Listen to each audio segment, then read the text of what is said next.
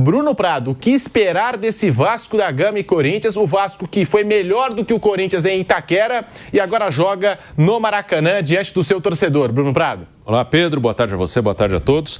Eu também espero um jogo bem equilibrado. São times mais ou menos do mesmo nível. O jogo aqui de Itaquera, o Vasco, para mim, foi um pouquinho melhor. O Corinthians estava em casa, tinha que tentar propor jogo. O Vasco conseguiu arrumar espaços. O jogo no Maracanã é diferente, tem outro ambiente. O Corinthians fez um jogo muito bom fora de casa contra o Cruzeiro. Então, assim, não são times que você tenha a certeza de que ele vai jogar da mesma maneira que jogou o último jogo. São times que oscilam, né? Até por isso, são times que no Brasileiro não tiveram grandes campanhas. É um campeonato de regularidade. Esses times não são times de regularidade. São times que têm alguns momentos de brilho. Os dois tiveram na temporada. O Corinthians, principalmente nos mata-matas, nos duelos com o Palmeiras, né? São os jogos que, claro, se for campeão domingo, esse jogo será muito lembrado. Mas os jogos que o Corinthians vai lembrar mais nessa temporada são os confrontos com o Palmeiras, no Paulista, na Copa do Brasil. Esse confronto com o Cruzeiro também foram os grandes momentos do Corinthians na temporada. E o Vasco tem os seus momentos de brilho também, até dentro do próprio Campeonato Brasileiro, né? A campanha no todo não foi boa, mas o Vasco tem um 6-0 contra o Santos, tem goleada para cima do Internacional, tem meteu 3 no São Paulo dentro do Morumbi. O Vasco tem alguns jogos assim que vão lembrar, pô, esse jogo foi legal, foi bom, o Vasco foi bem. E na Copa do Brasil passou por 2 rivais cariocas, os 2 nos pênaltis, mas eliminou o Botafogo e o Fluminense. Então são times que vão ter momentos muito bons para lembrar e também vão ter momentos muito ruins, né? O Vasco tomou também umas goleadas no Campeonato Brasileiro, o Corinthians no Brasileiro teve derrotas, perdeu para o Ceará em casa, foi um dos 2 times que perdeu para o Sport, teve eliminação lá atrás na pré-Libertadores. Então são times que têm muito desses altos e baixos e que agora chegam nessa final e deixando isso bem imprevisível. Aí não é questão de estar em cima do muro, não. Acho que o Vasco, por jogar em casa, talvez tenha uma pequena vantagem, mas é muito pequena mesmo.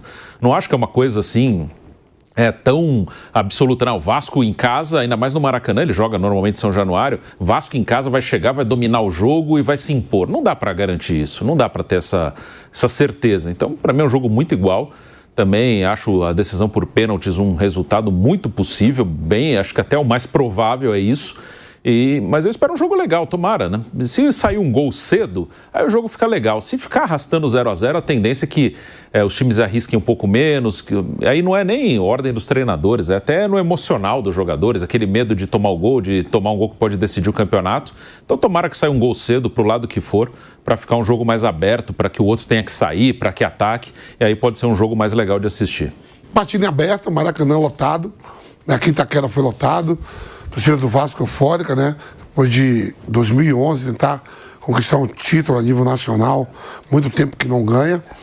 Né? O Corinthians aí tentando retomar a vaga na Libertadores na fase de grupo. O Vasco também sonhando. O Vasco foi campeão ali com Donizete, com Luizão, Mário Galvão, aquele time lá que foi campeão da Libertadores, ganhando do Barcelona de Guayaquil, né? Sim.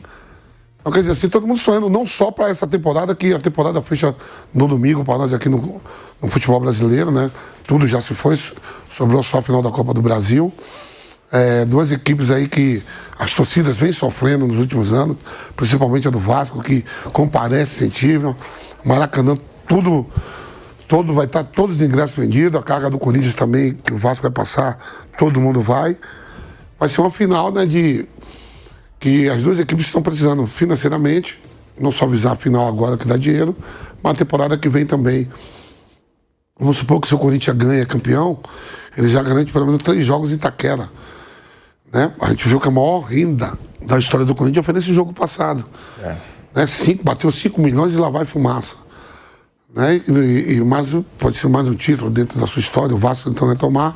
Acho que o jogo está em aberto, independente do Vasco estar jogando no Maracanã, como foi aqui em Itaquera. Aqui em Itaquera o Vasco foi melhor, teve a posse de bola melhor, mais lúcido, a gente criou pouco. Mas no Maracanã, né, lotado, sendo do Vasco, eu ainda coloco 50-50, né, pelo que as 2 equipes fizeram durante a sua temporada.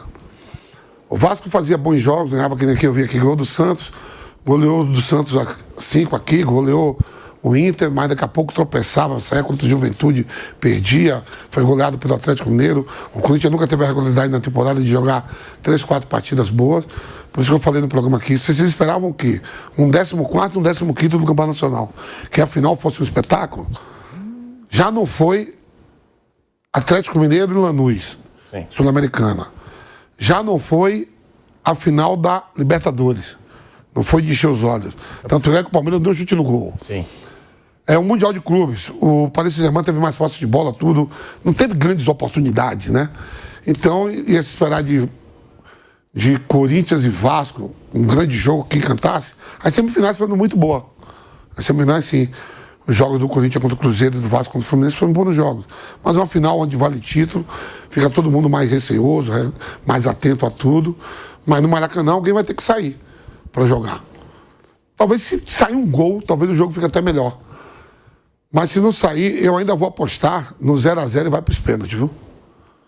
Minha dica aí, não pro site do Pilhado, que ele não tá aqui, né? O site lá que... Um dia botou o John Arias, que não tá nem mais lá. O Fla-Flu tinha sido o John Arias, dar 2 chutes pro gol, ganha tanto. E eu tentando avisar ele que o John Arias não existe mais, pô. Tá lá na Inglaterra. Então, Pedro, brincadeiras à parte, sextou, deixo tudo em aberto. Acho que o Corinthians tem jogadores que podem jogar bem, desequilibrar. Se o Depay estiver na noite boa, o Yuri Alberto e o próprio Garro, como no Vasco, o garoto Rian, né? Rayan. O Felipe Coutinho, né? Não sei, o próprio Verratti se entrar no jogo, é um cara que faz gol, então pode ser que o segundo jogo seja melhor. Eu coloco em aberto, assim, não boto favorito, não. O meu palpite é que esse jogo vai para 0x0 e vai para pênalti de novo. Aí o Léo Jardim e o Hugo se vira. São 2 goleiros que gostam das penalidades, hein? Flávio Prado, muito boa tarde. É isso que a gente está falando, são 2 times parecidos. O Vasco agora joga no Maracanã. Você acha que o Vasco virou o favorito agora, Flávio? Boa tarde. Boa tarde, Pedro. Boa tarde, amigos. Não acho não. Eu acho que o jogo é igual. Aqui o Vasco foi melhor. Na verdade, a gente tem visto os que jogam em casa perder, né? Normalmente tem sido assim. Os 2 classificados perdendo no tempo normal, né? O Fluminense perdeu o Vasco perdeu do Fluminense, foi para os pênaltis. Isso. E o Corinthians do Cruzeiro. O Corinthians ganhou do Cruzeiro lá e perdeu aqui. Os 2 foram perdendo no tempo normal. O Corinthians perdeu do Cruzeiro, mas ganhou lá. Isso. Ganhou do Palmeiras também no Palestra. É o que eu tô falando, é sempre... Ganhou do Atlético Paranaense fora. O jogar fora é sempre melhor. Fora. Ganhou do Novo Horizontino fora também. Eu falo, jogar fora é melhor.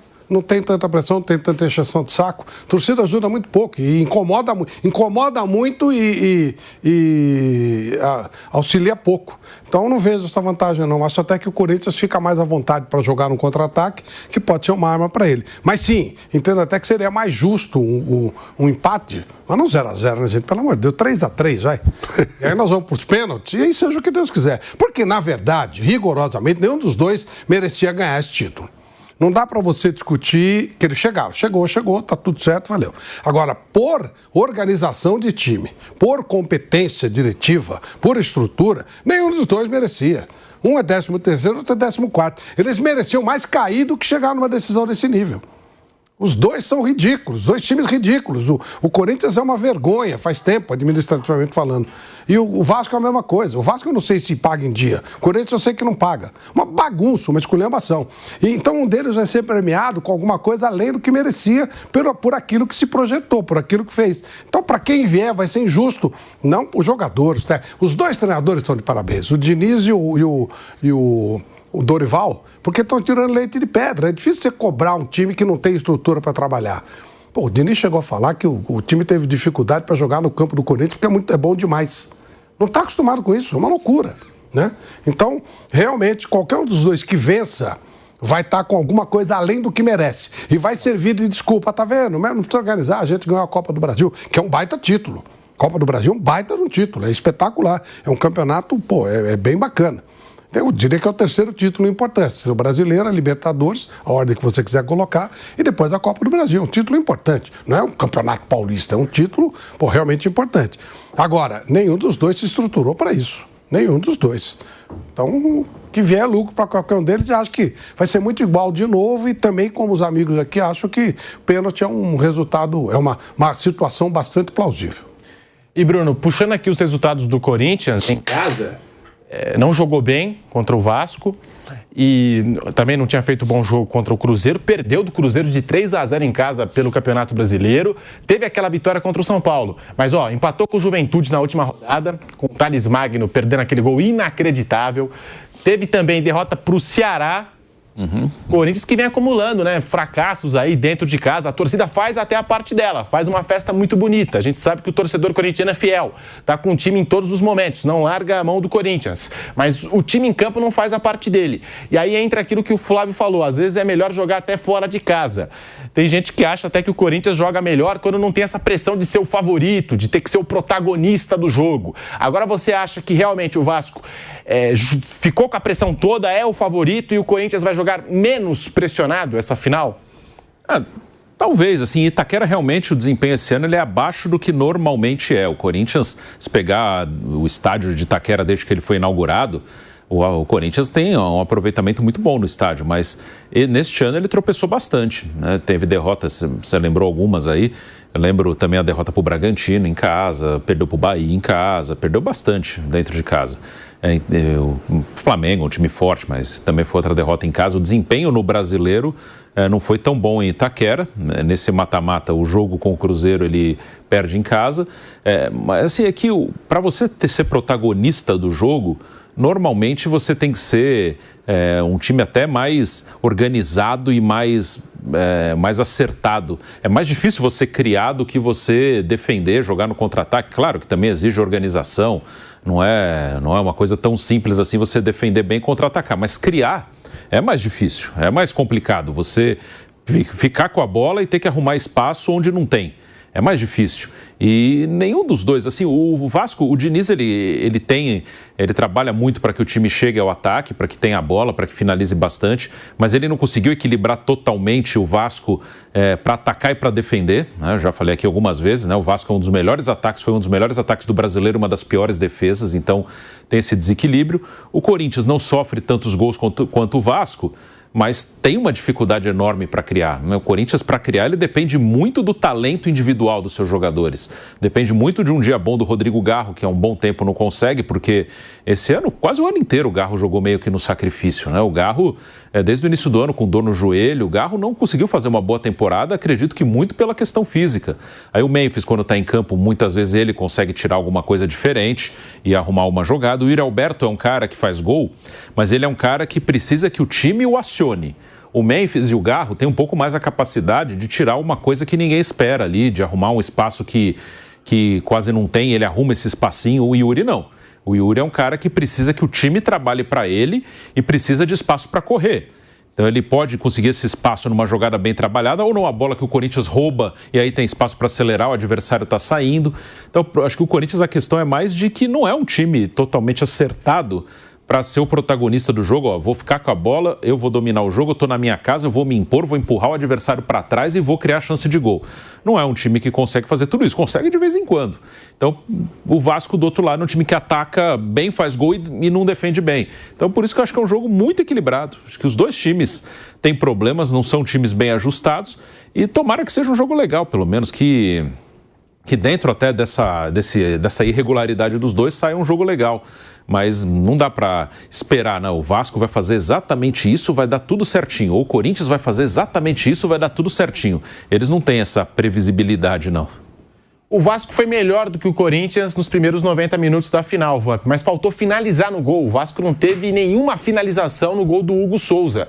E agora o que o Vasco pode tirar de lição desse jogo, já para o próximo? Teve essa declaração aí do Diniz que o Flávio citou, que olha, é difícil defender técnico porque falam mal da grama sintética, agora estão falando da grama natural do Corinthians, que eu acho que a melhor grama que tem no Brasil é a do Corinthians. Ele falou exatamente isso. Ele não falou mal da grama. Falou que atrapalhou o Vasco. Porque é bom demais. Mas quando a grama é ruim, quando a grama é sintética, reclama. Quando o gramado é bom, reclama também. O Vasco não está acostumado a jogar em campo bom. É isso que eu quero dizer, é esculhambação. Ele falou, foi tão bom que atrapalhou porque a gente não está acostumado. O gramado do Maracanã, uma lata de lixo, o de São Januário igual. Aí quando ele jogou no campo, o campo é tão bom que atrapalhou. É incrível isso. O Guilherme Silva, que está aqui na coordenação, está falando que teve gente que disse isso até lá do Catar, da final lá do Intercontinental, Flamengo e PSG. Falou também, o time do Flamengo falou também da grama. Timing da bola, essas coisas todas. Olha que loucura, é tão bom que atrapalha porque os caras estão acostumados a jogar em coisa ruim. É loucura isso aí, mas é verdade. Veja o que deveria ser. O campo do Corinthians, uma referência, né, de todos os campos. Mas no ele Brasil é o melhor. Era bom demais. No Brasil ele é o melhor. Você vê com o Abel, todo mundo fala assim. Exatamente isso. É o melhor campo do Brasil. Não foi uma reclamação, foi uma constatação. Ele falou, o campo é tão bom que nós não estamos acostumados a jogar em campo assim. É muito louco isso, né? É maluquice. Mas ele não falou mal, ao contrário, falou bem. O que ele falou mal foi dos outros, que tá onde ele está acostumado a jogar. Então, Pedro, a melhor oportunidade, o Vasco teve um toque de bola mais consciente que o Corinthians, né? Posse de bola melhor. Mais lúcido. E ainda teve aquela cabeçada, né? Na bola na trave. Mas assim, chances de gol, as equipes não tiveram. Nem o Hugo, nem o Léo Jardim trabalhou tanto, né? O Vasco tocando melhor a bola, o Corinthians sem criar tantas oportunidades. A gente cobrou mais do Corinthians porque estava jogando em casa, diante da sua torcida, tudo, clima favorável. O Corinthians é mais o Vasco soube... Por incrível que pareça, o Vasco marcou bem, né? Não deu tantos espaços, tantos buracos como a gente viu no Campeonato Brasileiro. Fechadinho, jogando como se tem que jogar uma final para poder ganhar em cima do erro do Corinthians. E a melhor oportunidade do Vasco mesmo foi uma cabeçada, né? Os 2 gols merecidamente anulados, primeiro do Vasco e depois do Corinthians. A arbitragem muito boa também, gostei da arbitragem. E agora que vai apitar o Wilton Sampaio. A arbitragem não comprometeu em nada no primeiro jogo. Vários jogadores do Corinthians pendurados, não mereceram também ganhar amarelo, como os que estavam no Vasco. E aí tudo agora pro domingo, né? Fechar aí a temporada, ver que vai ser o campeão para votar em 2026 a 1000, porque é um ano de Copa do Mundo, calendário diferente, tudo diferente. E a conquista do título vai ajudar muito, mas muito mesmo, quem for campeão. Bruno Prado, tá aí, a gente falando desse duelo dos treinadores e do primeiro jogo, já projetando o segundo. 2 técnicos com passagem recente pela seleção brasileira, Fernando Diniz e Dorival Júnior. E eu gostei mais do Vasco, do Fernando Diniz, embora não tenha finalizado uma bola no gol. Gostei da postura do Vasco e agora vai receber esse Corinthians lá no Maracanã. Nada que o Dorival fez deu certo. O time que começou jogando não rendeu, demorou para mexer, foi para o vestiário. Todo mundo achou que ele ia substituir alguém, não substituiu. Aí deu 5, 6 no segundo tempo, mexeu no time do Corinthians, mas não surtiu nenhum efeito. Aí depois a gente vai falar até da situação do Memphis Depay, que não gostou de ser substituído, abriu os braços e tal. Depois a gente vai falar de tudo isso. Mas esse encontro aí desses 2 técnicos com passagem recente pela seleção brasileira, o Dorival, o Fernando Diniz, né? O que esperar desse duelo tático entre os dois? Porque do lado do Corinthians, pelo menos, nada funcionou no primeiro jogo em Itaquera. Bruno Prado. Eu imagino que o Dorival vai mexer no time, né? Não dá para ter certeza disso. A gente vai ver só no domingo, mas eu acho que o Dorival vai fazer algumas mudanças. Eu imagino até que o próprio Garro pode começar no banco. O Garro que, como eu falei, ele é um ótimo jogador, ele é importante para o Corinthians, mas ele não está bem, né? E acaba o Corinthians tendo mais dificuldade para se recompor, para defender. O Corinthians foi bem nos jogos com o Cruzeiro, no jogo do Mineirão principalmente, né? Um jogo fora de casa, com mais gente no meio, né? Jogadores mais fortes fisicamente no meio. Então, eu acho que tem uma boa chance do Garro começar no banco esse jogo, fora de casa, no Maracanã. Ele tem ali o Ranieri, que voltou bem para o time, estava lesionado. Aí ele tem algumas opções, né? Ele tem o Martínez e o Bidon, que jogaram com o Garro no último jogo. Aí ele tem, se ele tirar o Garro e colocar mais um jogador mais forte ali no meio, ele tem a opção do Carrijo, que jogou muito bem no Mineirão, mas também é um cara que na sequência de jogos tem dificuldade, talvez por isso tenha começado no banco esse primeiro jogo em Itaquera, porque contra o Cruzeiro, principalmente o primeiro jogo, ele jogou bem. Então ele tem essa opção do Carrijo e o Maicon também, né? O Maicon que jogou os 2 jogos contra o Cruzeiro. Então, eu acho que o Dorival começa com o Garro no banco, até pelo desempenho contra o Cruzeiro, pelo desempenho do primeiro jogo contra o Vasco. ele pode ser uma opção para entrar ali, quem sabe até decidir o jogo para o time do Corinthians. O Vasco, eu imagino a mesma equipe que jogou contra o Fluminense, a mesma equipe que jogou contra o Corinthians. Não acho que o Diniz vai mexer, não. O time, dentro do que ele pode fazer, ele está rendendo. Com essa formação, o Diniz não troca tanto jogadores, o Diniz não é muito de mexer no time, na maioria das vezes ele define um time base e segue com esse time. Então, acho que o Diniz vai manter, mas no Corinthians eu espero essa mudança. Meu palpite é que o Rodrigo Garro começa na reserva. E a gente pode trazer aqui alguns dados, até o Guilherme Silva me passou, que dos jogos de mata-mata do Corinthians nesta temporada, o Corinthians só não fez gols em apenas 3, contra o Barcelona de Guayaquil, contra o Cruzeiro e contra o Vasco agora, não é, Guilherme? São esses 3 jogos, né? E o Corinthians, ele saiu de campo sem marcar gols. Tem também a questão do sistema defensivo corintiano, que a gente também pode abordar aqui no programa, mas tem também a questão que envolve o Memphis Depay, porque o Memphis Depay saiu de campo, não gostou da alteração do Dorival Júnior, deixou isso claro, a postura do Memphis Depay, acho que deixou isso evidente para todo mundo. E depois até as reações dele no banco de reservas não foram as melhores. E, Flávio, agora o Dorival até disse na entrevista, justificou o fato de ter tirado o Memphis, disse que o Memphis não trabalhou nos dias que antecederam esse jogo contra o Vasco, não treinou, e que agora no segundo jogo vai ser uma história diferente porque ele vai deixar o Memphis em campo os 90 minutos. Mas o Memphis fez bico e não gostou de ser substituído. Não vinha fazendo um jogo muito bom. Podia ter tirado o Yuri Alberto, com certeza. Também não fez jogo bom. Assim como o Garro também não jogou muito bem, né? Mas ele decidiu tirar o Memphis Depay. E aí o Memphis é aquela coisa, né? Se acha acima ali, eu acho que pode ser isso, porque o cara não aceita nem ser substituído, Flávio. Bom, faltava muito pouco tempo, né, para sair, não precisava daquilo tudo, bobagem. 10 minutos.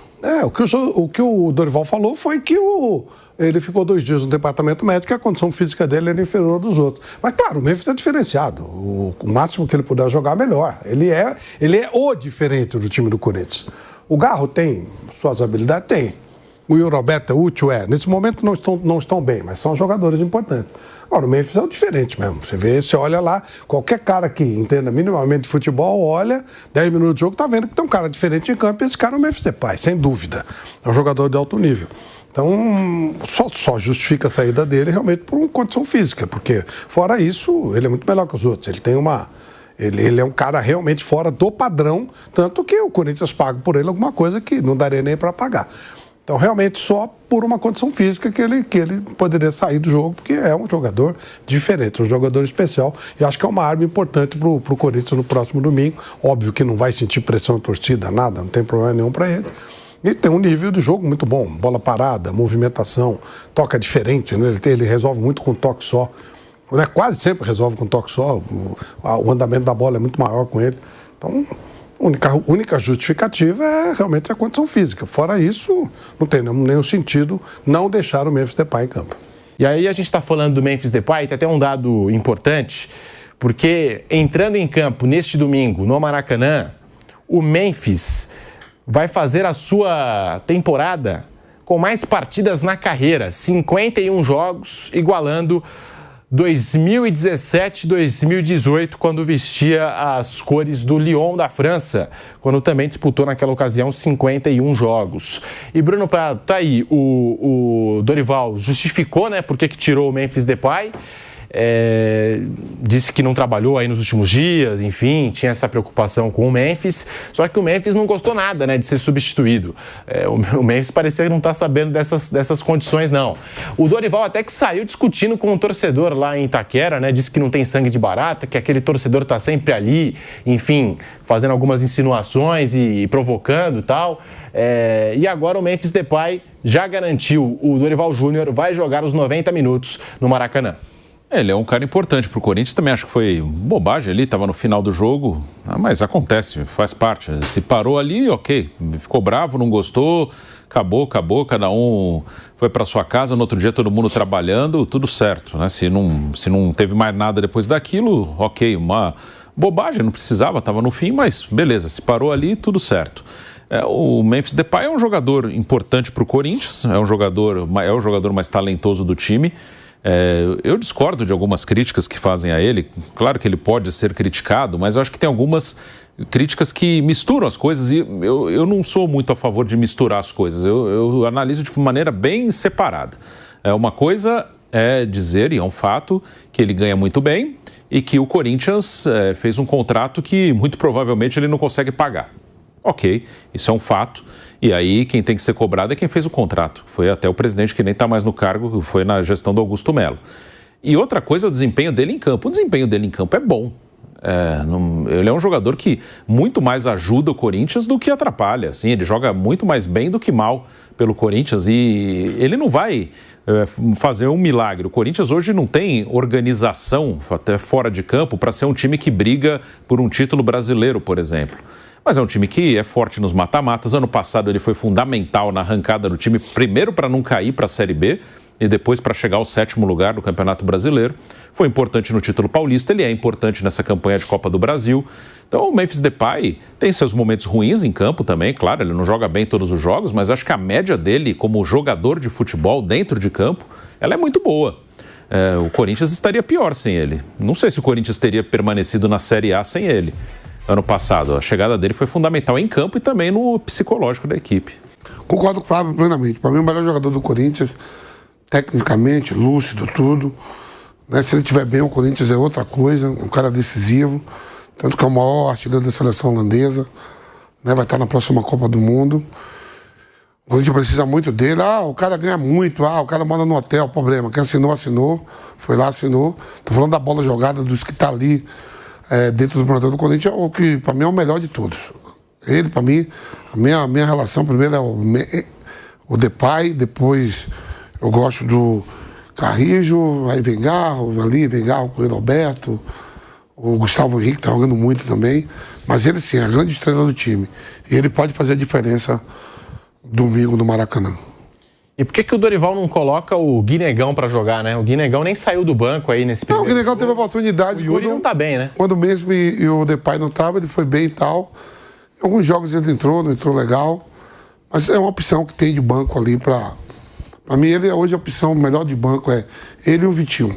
Gente, mas porque tem torcedor do Corinthians que fica naquela, não tá dando chance pro garoto e o Yuri Alberto tá aí, não tá jogando bem. Realmente, o Yuri tá numa fase, nesse momento, não tá legal o Yuri com a camisa do Corinthians, né? Tá. E insiste sempre em tirar o Memphis. Tem torcedor do Corinthians que fala isso. Entre o Memphis e o Yuri, só tira o Memphis do time.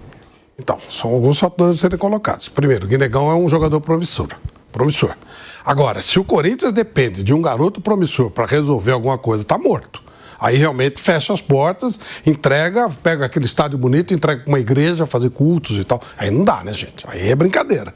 E o garoto é bom, eu gosto do Guinegão, acho que ele vai ser um jogador. Mas você não pode depender desse tipo. Como tem que pôr o Guinegão, Tem que pôr o Depay. Né? Aí quando você fala tirar o Depay, até ok. Agora, o garoto pode resolver ou não. Não tem o menor sentido isso, não tem, né? O garoto é uma expectativa, você não pode jogar para ele esse peso. Você pode até jogar e o garoto fazer sucesso, mas ele pode se queimar, você não pode queimar esse tipo de jogador. Então tem que ir com muita calma, né, com relação a isso. E nem é o Ryan também que tem que resolver, não é essa molecada, eles até podem resolver. Mas não pode, caramba, eu não tiraria o Yuri Alberto para colocar o Guinegão, para começar. Porque aí é rodagem, é vivência, tem esses anos de casa tem que fazer diferença. Salário, né, de um e de outro faz diferença. Essa é a hora dos caras mostrarem serviço. Não é esse cara. O garoto, eu acho que esse garoto vai ter uma carreira bem promissora, eu gosto dele. Mas não para... Aí não dá, né, Aí tá de brincadeira. Coloca o Guinegão e fala assim, não coloca o Roberto, ganha uma fortuna, não sei o quê, o artilheiro. Não dá, realmente não dá. Você não acha que tem muita cornetagem pra cima do Dorival Júnior? Claro que tem. E o Memphis, ele ajuda, assim, nesse sentido, a empurrar a galera contra o Dorival, né? Porque quando ele sai de campo desse jeito, e não é a primeira vez que o Memphis faz isso, né? Tem esse tipo de postura de não gostar de sair de campo, né? Ou ser substituído. Mas eu acho que isso é normal do jogador, o Vamp sabe disso, né? O jogador... Nenhum gosta de sair. Havia um tempo em que se o cara fizesse isso, ele era afastado e tal.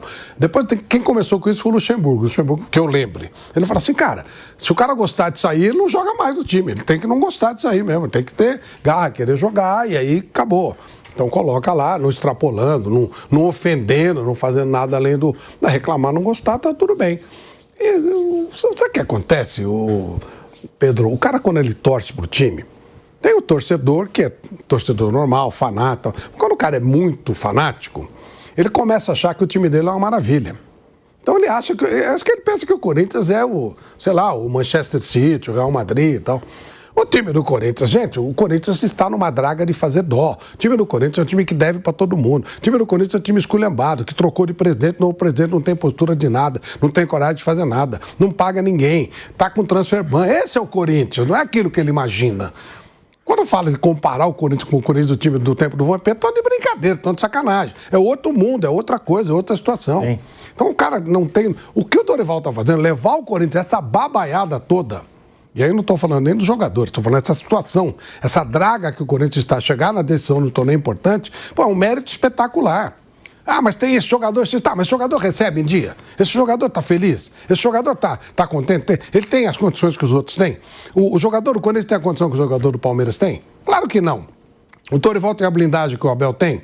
Não. Tem a blindagem que o Felipe Luiz tem? Paga-se como paga o Flamengo? Caramba, a condição de trabalho é pior.